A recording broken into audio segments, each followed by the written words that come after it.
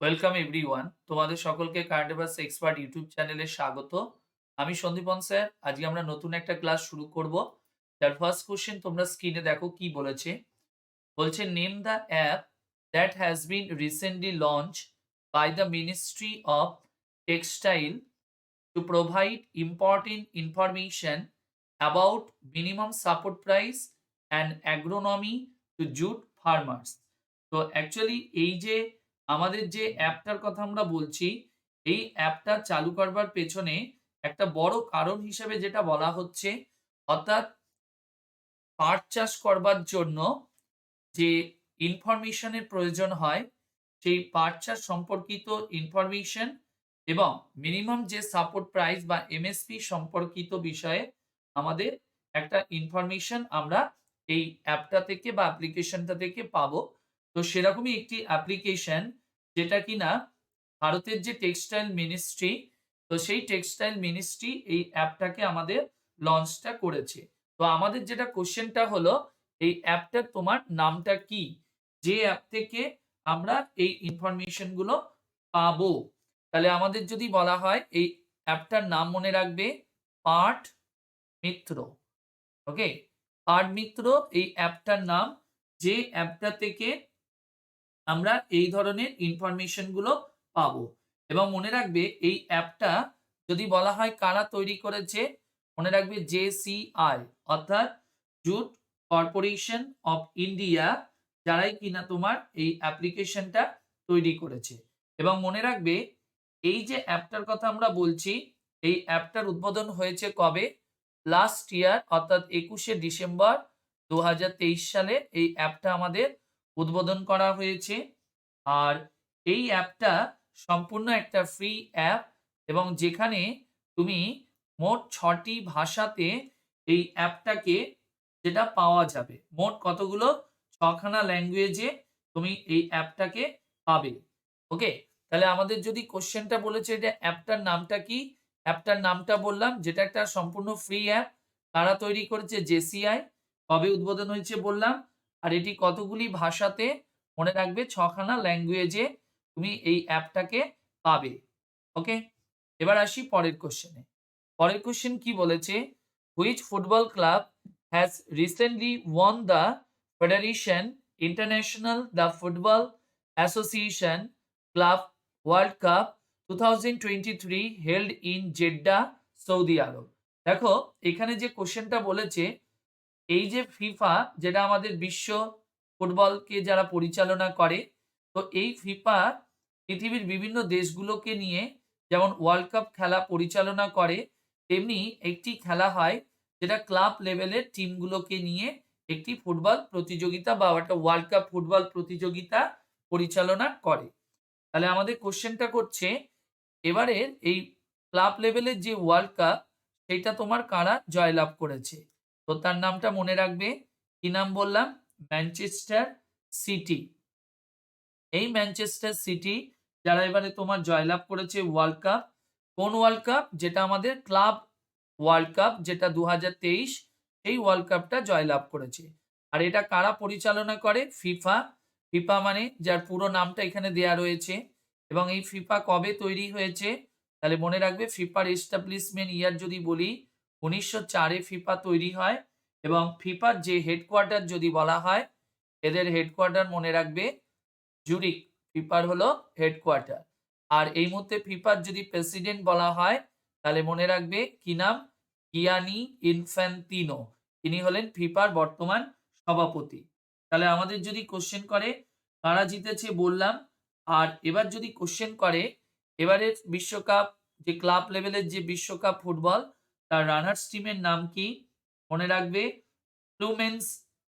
কি নাম বললাম? ফ্লু। খুব ভালো করে এটা মনে রাখবে, রানার্স এর নাম ফ্লুমিনেন্স। খুব ভালো করে এটা মাথায় রেখো। তাহলে আমাদের যদি বলে উইনার টিম ম্যানচেস্টার সিটি, আর রানার্স টিম হলো ফ্লুমিনেন্স। Fluminense FC. এরা কোথাকার যদি বলা হয় দল, দলটা মনে রাখবে ব্রাজিলের একটি ফুটবল টিম। কি নাম বললাম? ফ্লুমিনেন্স। যারাই কিনা এবারে রানার্স হয়েছে। আর এবারে যে ফুটবলের যে এই কাপ, এটা আমাদের কত নম্বর এডিশন? মনে রাখবে 20 এডিশন, মানে এই দিয়ে 20তম যেই টুর্নামেন্টটা অনুষ্ঠিত হলো। ওকে? আর এই খেলাটা কবে অনুষ্ঠিত হয়েছে?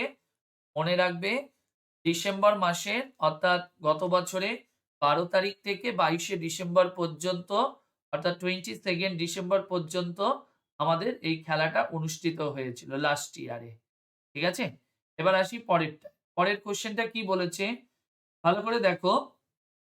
When was National Consumer Rights Day 2023 observed across India? অর্থাৎ ন্যাশনাল যে কনজিউমার রাইটস ডে, এই ন্যাশনাল কনজিউমার রাইটস ডে যেটা আমাদের কত তারিখে পালন করা হয়?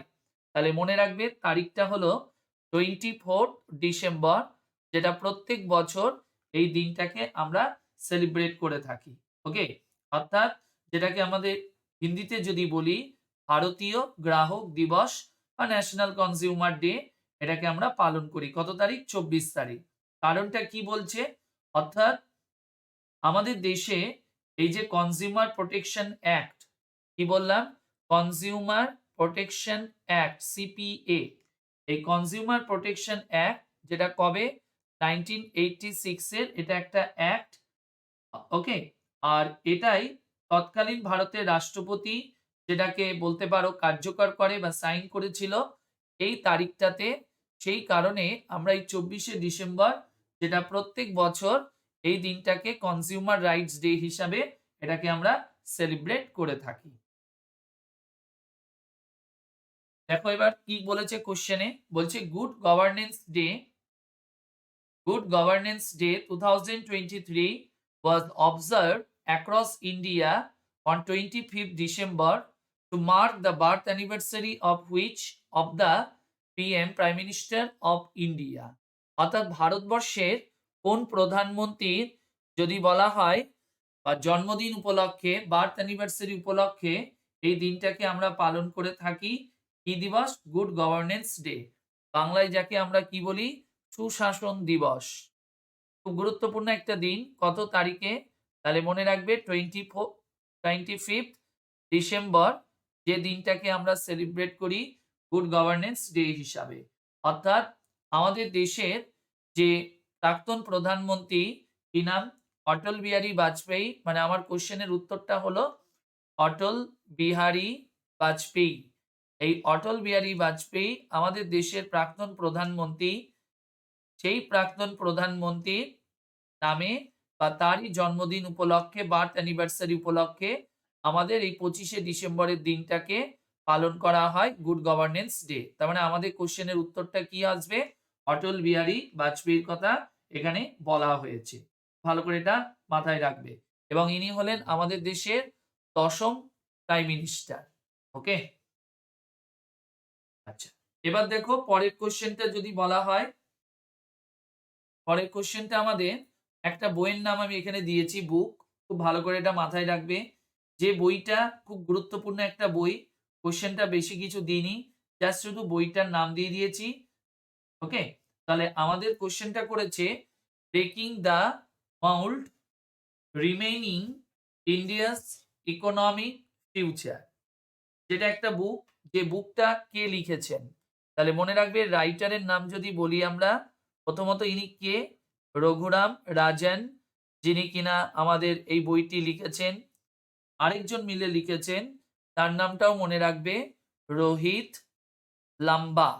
এরা দুজন মিলে এই বইটি লিখেছেন, অর্থাৎ এরা দুজনার রাইটার। ওকে? আর এই যে রঘুরাম রাজন, ইনি কে? আরবিআই প্রাক্তন গভর্নর। ওকে?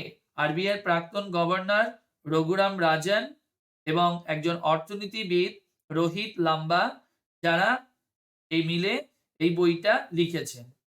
অর্থাৎ এই যে বই, যে বইটা অর্থাৎ আমাদের আগামী দিনে ভারতবর্ষ তথা বিশ্বের যে অর্থনীতি কি পর্যায়ে যেতে পারে, তো সেই অর্থনীতি বিষয়ের উপর তিনি এই বইটা লিখেছেন।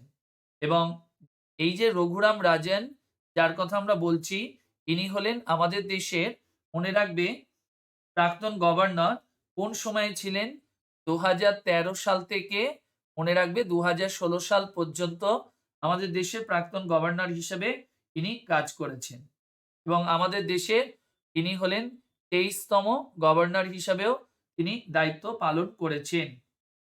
ওকে। আর এছাড়াও IMF এ এই তোমার রঘুরাম রাজন, IMF ইন্টারন্যাশনাল মনিটারি ফান্ড তাদের চিফ ইকোনমিক্স হিসাবে 2003 থেকে অর্থাৎ IMF এর চিফ ইকোনমিক্স হিসাবে তিনি বহুকাল কাজ করেছেন এবং কোন সময় ইনি এখানে দায়িত্ব পালন করেছে যদি আমরা বলি তাহলে মনে রাখবে চিফ ইকোনমিক্স হিসাবে মনে রাখবে 2003 সাল থেকে 2006 সাল পর্যন্ত এখানে দায়িত্ব পালন করেছেন IMF এ। আর রোহিত লাম্বা কে? রোহিত লাম্বা হলো USA যে পেনসিলভেনিয়া যে স্টেট ইউনিভার্সিটি রয়েছে সেই ইউনিভার্সিটির ইনি একজন অর্থনীতির প্রফেসর। তো উভয় মিলে এই বইটি লিখেছেন। পরের কোশ্চেন আমাদের কি বলেছে দেখো, বলছে who has recently appointed as the chairman of the sorry এটা একটা হবে, আচ্ছা, অ্যাজ দ্য চেয়ারম্যান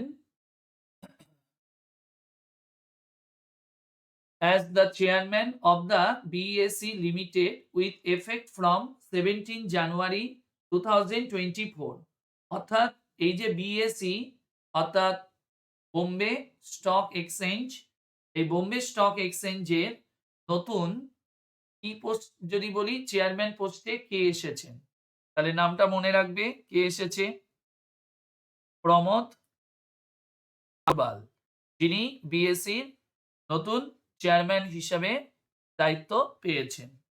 ওকে, এবং এটা কেউ অ্যাপ্রুভ করেছে? সেবি থেকে এটা অ্যাপ্রুভ করা হয়েছে। কারা অ্যাপ্রুভ করেছে মনে রাখবে? সেবি। সেবি মানে securities and exchange board of India, যারাই কিনা অ্যাপ্রুভ করেছে ইনি 17ই জানুয়ারি এখানে দায়িত্বে এসেছেন। আর কার পরিবর্তে এসেছে মনে রাখবে? এস মুন্ডা অর্থাৎ সুভাষ মুন্ডা, এই সুভাষ মুন্ডার পরিবর্তে তিনি এখানে দায়িত্ব পেয়েছেন। কবে? 17 তারিখ। আর এই সুভাষ মুন্ডা যার কথা বললাম ইনি 16ই জানুয়ারি এখান থেকে রিটায়ার করেন বা সরে যান, তারই জায়গায় এই ভদ্রলোক এখানকার চেয়ারম্যান হিসেবে দায়িত্ব পেয়েছেন। পরের কোশ্চেনে দেখো আমাদের কি বলেছে, name the steel guide missile destroyer that was recently commissioned by the Indian Navy in Mumbai অর্থাৎ ভারতীয় নৌবাহিনীতে একটি যুদ্ধ জাহাজ বলতে পারো কমিশন করা হলো বা যুক্ত করা হলো এবং যেটা কিনা তোমার বিশাখাপট্টনম ক্লাসের একটি যুদ্ধ জাহাজ। কোন ক্লাস যদি বলি আমরা, ক্লাসটার নামটা মনে রাখবে বিশাখাপট্টনম ক্লাসের একটি জাহাজ, যে জাহাজটাকে ভারতের যে ডিফেন্স মিনিস্টার কি নাম মনে রাখবে? রাজনাথ সিং, যিনি ভারতীয় নৌবাহিনীর হাতে এটাকে তুলে দিল। এবং মনে রাখবে এটা কোথায় তৈরি করা হয়েছিল মনে রাখবে? মুম্বাই। বা আমাদের যদি কোশ্চেন করে এই যে জাহাজটার কথা আমরা বললাম, ঠিক আছে, তো এই জাহাজটা আমাদের মানে এই যে যুদ্ধ জাহাজ যেটা ডিজাইন বলতে পারো বা তৈরি করেছিল কারা? ডিজাইন অ্যান্ড বিল্ড যদি বলি MDL। কি বললাম? Design and build. অর্থাৎ মনে রাখবে কারা তৈরি করেছিল? ডিজাইন অ্যান্ড বিল্ড যদি বলা হয় তাহলে মনে রাখবে কারা তৈরি করেছে? MDL। MDL মানে শর্ট ফর্ম লিখলাম Mazagaon dock ship builders limited. Mazagaon dock ship builder limited MDL, যারাই কিনা তোমার এই জাহাজটাকে তৈরি করেছে। এবং জাহাজটা বারবার বলছি বিশাখাপট্টনম ক্লাসের এটা একটি জাহাজ। আর তোমার এটাই তোমার যদি বলা হয় কে উদ্বোধন করেছেন? আমাদের যিনি ডিফেন্স মিনিস্টার। এবং কবে উদ্বোধন হয়েছে তারিখটা মনে রাখবে 26শে ডিসেম্বর 2023-এ আমাদের এই জাহাজটিকে নৌবাহিনীতে যুক্ত করা হলো। তো জাহাজটার নামটা কি? আইএনএস ইম্ফল। আইএনএস ইম্ফল অর্থাৎ ইন্ডিয়ান নাভাল শিপ ইম্ফল। এটাই হলো তোমার জাহাজটার নাম। এবং মনে রাখবে এই জাহাজ সম্পূর্ণ আত্মনির্ভর ভারতের মাধ্যমে এটা তৈরি করা হয়েছে এবং যার প্রায় ৭৫% অংশ যেটা সম্পূর্ণ দেশীয় প্রযুক্তিতে তৈরি করা হয়েছে। তো বলাই যেতে পারে এটা হলো ভারত সরকারের যে আত্মনির্ভর ভারত যে প্রকল্প তারই অধীনে এই জাহাজটা তৈরি করা হয়েছে। এই হলো আজকে আমাদের ক্লাস। আশা করি তোমরা বুঝতে পেরেছো। যদি আমার ক্লাস তোমাদের ভালো লাগে তাহলে অবশ্যই চ্যানেলটিকে শেয়ার করবে, লাইক, কমেন্ট এবং সাবস্ক্রাইব করবে। আর যদি তোমাদের ক্লাস সম্পর্কিত কোনো প্রশ্ন থাকে অবশ্যই কমেন্ট সেকশনে কমেন্ট করবে। আর আজকের ভিডিওটা একটু বড় হলো। তো অবশ্যই তোমরা ১ম থেকে শেষ অবধি দেখবে। আর যদি এই ক্লাসের পিডিএফ গুলো তোমরা পেতে চাও বা যদি তোমাদের প্রয়োজন হয় তাহলে অবশ্যই আমার টেলিগ্রাম চ্যানেল ডেসক্রিপশন বক্সে লিংক দেওয়া রয়েছে, সেখান থেকে জয়েন করতে পারো। সম্পূর্ণ পিডিএফ গুলো তোমরা ওখান থেকে পেয়ে যাবে। সকলে ভালো থেকো। Bye tata.